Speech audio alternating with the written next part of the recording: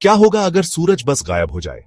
कल्पना कीजिए, अगर प्रकाश का स्रोत, जीवन का स्रोत बस फीका पड़ जाए, एक झटके में नहीं बल्कि धीरे धीरे, जैसे किसी ने डिमर स्विच को घुमा दिया हो, दुनिया को एक ठंडी एंडलेस रात में दम घोंट दे।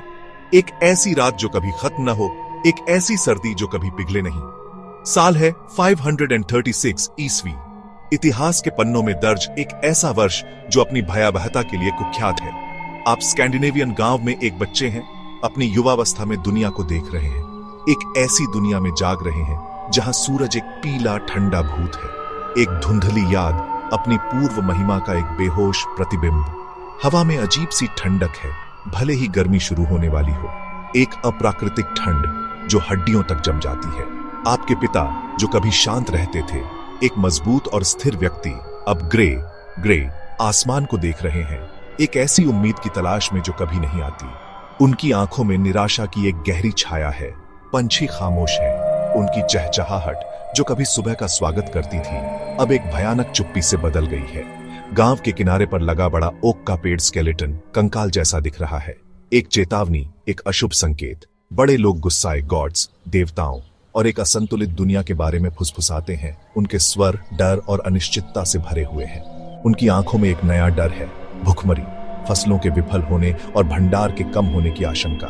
सूरज जो कभी उम्मीद का प्रतीक था अब सिर्फ डर देता है, एक कमजोर बीमार रोशनी जो आने वाले खतरे की भविष्यवाणी करती है। हर दिन डर का एक सबक है, अस्तित्व के लिए एक संघर्ष।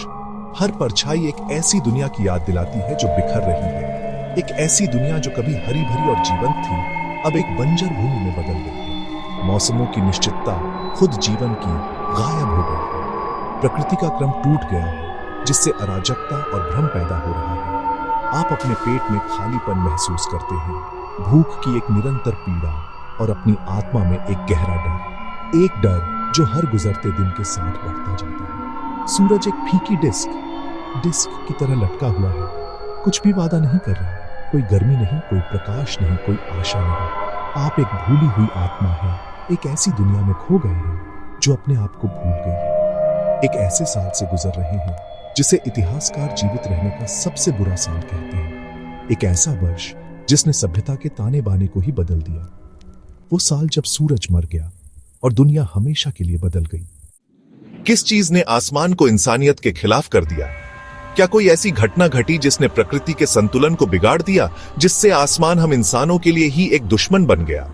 एक बहुत बड़ा ज्वालामुखी फटा, शायद एक से ज्यादा, जिसने धरती को कंपा दिया और आसमान में तबाही मचा दी, जिसने राख और सल्फर को स्ट्रेटोस्फीयर में उगल दिया। यह राख और सल्फर का गुब्बार इतना विशाल था कि इसने पूरी दुनिया को अपनी चपेट में ले लिया।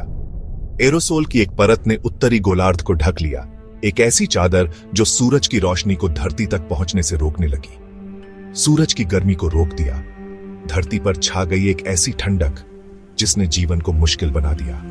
तापमान बहुत गिर गया, ऐसा लगा जैसे धरती एक नए हिमयुग में प्रवेश कर रही है।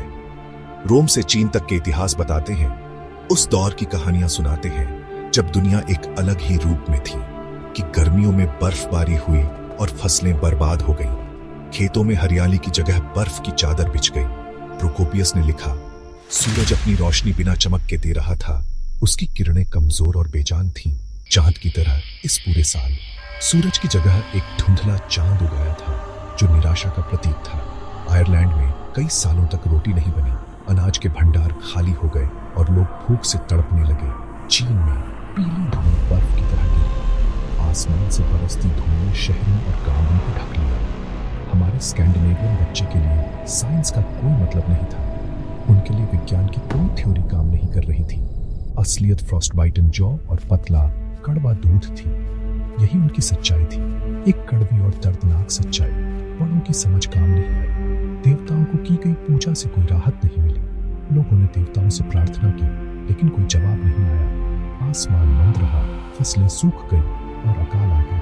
धरती बंजर हो गई और जीवन की उम्मीद खत्म होने लगी। पौधे उग नहीं पाए, जानवर भूखे मर गए और लोग भी। चारों तरफ मौत का मंजर था, एक ऐसी तबाही जिसने पूरी दुनिया को हिलाकर रख दिया। ये कोई युद्ध या महामारी नहीं थी जिससे आप लड़ सके, प्रकृति का प्रकोप था जिसके आगे इंसान बेबस था।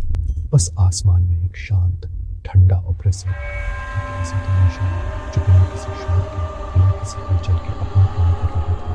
और ये कुछ दिनों तक नहीं, बल्कि थोड़ा निराशाजनक महीनों तक चला। ऐसा लंबा और भयानक दौर जिसमें लोगों को झकझोर कर रखता है। दुनिया राख में ढकी थी। हर तरफ राख ही राख थी, जैसे दुनिया का रंग ही उड़ गया हो। बिना साइंस वाली दुनिया में एकमात्र जवाब देवता थे। अंधेरे को डिवाइन पनिशमेंट, ईश्वरीय दंड माना गया। कॉस्मिक ऑर्डर में एक दरार। शामन्स ने डेस्परेट, निराशाजनक रस्में निभाई। सूरज के लौटने के लिए जानवरों की बलि दी, लेकिन आसमान बेजान ग्रे ही रहा। रस्में फेल हो गईं, विश्वास डगमगा गया और डर बढ़ गया। फुसफुसाहट शक में बदल गई। क्या उन्होंने ऑडिन को नाराज कर दिया था? क्या यह लेजेंड का फिम्बल विंटर था? हर बदकिस्मती एक बुरा शगुन बन गई। पैरानोया, मनोविकृति फैल गई। पड़ोसी एक दूसरे को शक की निगाह से देखते थे, किसी को दोषी ठहराने के लिए ढूंढते थे। आध्यात्मिक डर के बोझ तले सामाजिक ताना बाना बिखर गया। बच्चे के लिए दुनिया गुस्साए, अदृश्य शक्तियों से घिरी जगह बन गई। नींद से कोई कंफर्ट, आराम नहीं मिला, बस एंडलेस डिवाइन, ईश्वरीय सर्दी के डरावने सपने। बीमारी और युद्ध से पहले भूख थी। फसल खराब हो गई। सर्दियों के शुरू होने से पहले ही अनाज का भंडार कम हो गया।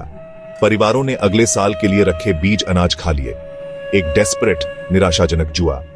जानवरों को मार दिया गया, लेकिन सबसे मजबूत भी पतले और कमजोर हो गए। खाने की तलाश फ्रैंटिक, पागल हो गई। छाल, जड़ें, कड़वी बलूत, भूखमरी को रोकने के लिए कुछ भी। बच्चे ने सीखा कि कौन सी इकाई सेफ है, कौन सी आपको बीमार कर देगी। जंगली जानवर गायब हो गए। नदियों से कुछ नहीं मिला। हर दिन मुट्ठी भर कैलोरीज के लिए एक संघर्ष था। उदारता खत्म हो गई। पड़ोसी प्रतिद्वंद्वी बन गए। अजनबी खतरा। भूख सिर्फ दर्द नहीं थी, ये एक जहर था, सभ्यता को छीनने वाला। जीवन एक और दिन जीवित रहने के लिए एक क्रूर लड़ाई बन गया। भूख शरीर और आत्मा को काट रही थी। इस धुंधले साल में एक दिन की कल्पना करें। आप ठंड से जागते हैं, सूरज की रोशनी से नहीं। आग करीब करीब बुझ चुकी है, लकड़ी कीमती है। ब्रेकफास्ट नहीं है, बस कड़वी जड़ी बूटियों वाला पानी। पुरुष धुंधले जंगलों में भोजन ढूंढते हैं। आप जलाओ लकड़ी इकट्ठा करते हैं। हर टहनी एक खजाना है।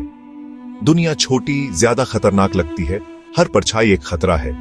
अगर खाना मिल जाता है कुछ मशरूम्स, एक पतली गिलहरी, तो उसे खामोशी से शेयर किया जाता है। बातचीत धीमी, प्रैक्टिकल होती है। कितनी लकड़ी, कल कहां खोजना है। जैसे जैसे अंधेरा गहरा होता है, परिवार आग के पास हडल्ड इकट्ठा होता है। अच्छे समय की भयानक कहानियां सुनाता है। नींद, भूख और डर से बचने का एक रास्ता है। आप सूरज के लौटने की प्रार्थना करते हैं, लेकिन वह कभी नहीं आता। हर दिन धुंधलेपन से लड़ना है। अंधेरा और भूख बस शुरुआत थी। कुपोषण ने शरीर को कमजोर कर दिया। बीमारी उसके पीछे आई। ठंड और नमी से बीमारी आई। न्यूमोनिया, बुखार, मौत। फिर 541 ईस्वी में जस्टिनियन का प्लेग ऑफ जस्टिनियन आया। अकाल और अराजकता से फैली एक महामारी। भूखी आबादी और भटकते रोडेंट्स, चूहे ने प्लेग फैलाया। महान अंधेरे से बचे लोगों के लिए यह आखिरी झटका था। गांवों में आतंक फैल गया। बीमारों को डर से छोड़ दिया गया। प्यार और कर्तव्य के बंधन संक्रमण के बोझ तले टूट गए। दुनिया जो पहले से ही ग्रे और ठंडी थी, मौत की बदबू से भर गई। जीवित रहने का सबसे बुरा साल, इतिहास की सबसे घातक महामारी का मार्ग प्रशस्त हुआ। ऐसे दबाव में समाज का क्या होता है? कई बंधन टूट गए, विश्वास खत्म हो गया, पड़ोसी खतरा बन गए, जीवन को अर्थ देने वाली रस्में और उत्सव गायब हो गए। जीवन स्कैवेंजिंग, कचरा बीनने और कांपने के चक्र तक सिमट गया। लेकिन कठिनाई ने नए बंधन भी बनाए। परिवार एक साथ चिपके रहे।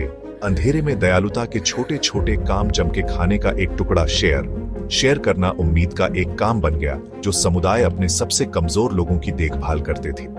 उनके पास जीवित रहने का सबसे अच्छा मौका था। शेयर करने का फैसला, होर्ड, जमाखोरी करने का नहीं। सूरज के लौटने पर एक शर्त थी, बलिदान और सॉलिडेरिटी, एकजुटता में इंसान की आत्मा बनी रही। 536 ईस्वी को एक दूर के बुरे सपने के रूप में देखना आसान है, लेकिन इसके सबक आज भी गूंजते हैं। हमारे पास साइंस और टेक्नोलॉजी है, लेकिन हमारी सिस्टम्स नाजुक हैं। जिस राख ने आसमान को दम घोंट दिया था वह नेचुरल थी। आज हम अपनी खुद की वेल परतें बनाते हैं, ग्रीन हाउस गैसेस जो जलवायु बदल रही हैं। अत्यधिक मौसम, सूखा और भोजन संकट पहले से ही यहां है। महान अंधेरे के बाद की अस्थिरता हमारी अपनी दुनिया को दर्शाती है। जलवायु परिवर्तन सिर्फ एनवायरमेंटल नहीं है, यह सोशल, पॉलिटिकल और मोरल है। हमारी रेजिलियंस, लचीलापन, कम्युनिटी एडेप्टेशन, अनुकूलन और उम्मीद पर निर्भर करती है। चेतावनी के संकेतों को अनदेखा करने से बर्बादी होती है। हमारे पास कार्य करने का ज्ञान है। 536 के लोगों के पास कोई विकल्प नहीं था। हमारे पास है। तूफान इकट्ठा हो रहा है, हम क्या करेंगे? हम एक सवाल के साथ खत्म करते हैं, एक ऐसा सवाल जो हमें सोचने पर मजबूर करता है, हमारी धारणाओं को चुनौती देता है और हमें ब्रह्मांड में अपने स्थान पर पुनर्विचार करने के लिए कहता है। क्या होगा अगर सूरज फिर मर गया? क्या होगा अगर वो जीवनदायी रोशनी, वो ऊर्जा का स्रोत, वो सब कुछ जो हम जानते हैं वो हमसे छीन लिया जाए? हम एक भूले हुए बच्चे के नक्शे कदम पर चले हैं, उन लोगों के पद चिन्हों पर जो पहले भी इस तरह की आपदा का सामना कर चुके हैं।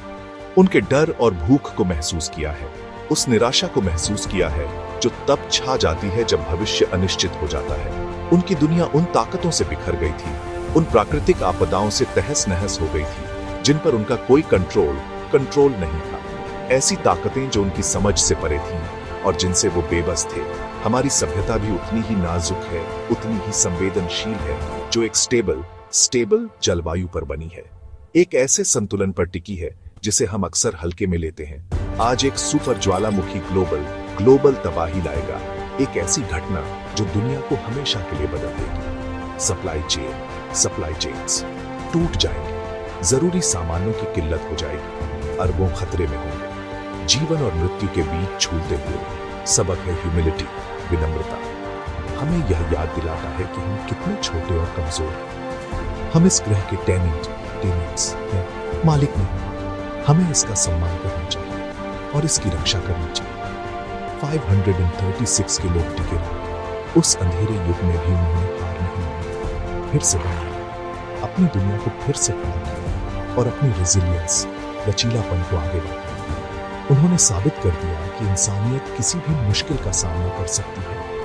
उनकी कहानी हमें चुनौती देती है, हमें प्रेरित करती है अपनी दुनिया और विकल्पों को देखने के लिए, यह सोचने के लिए कि हम क्या कर सकते हैं और हमें क्या करना चाहिए। हमारे पास आपदा को रोकने का ज्ञान है, हमारे पास वो तकनीक है जो हमें बचा सकती है अगर हमारे पास इच्छा शक्ति है, अगर हम मिलकर काम करने को तैयार हैं। क्या होगा अगर सूरज फिर से मरने लगे? क्या होगा अगर वो रोशनी हमेशा के लिए बुझ जाए और इस बार हम ही थे जो श्राउड कफन पकड़े हुए थे?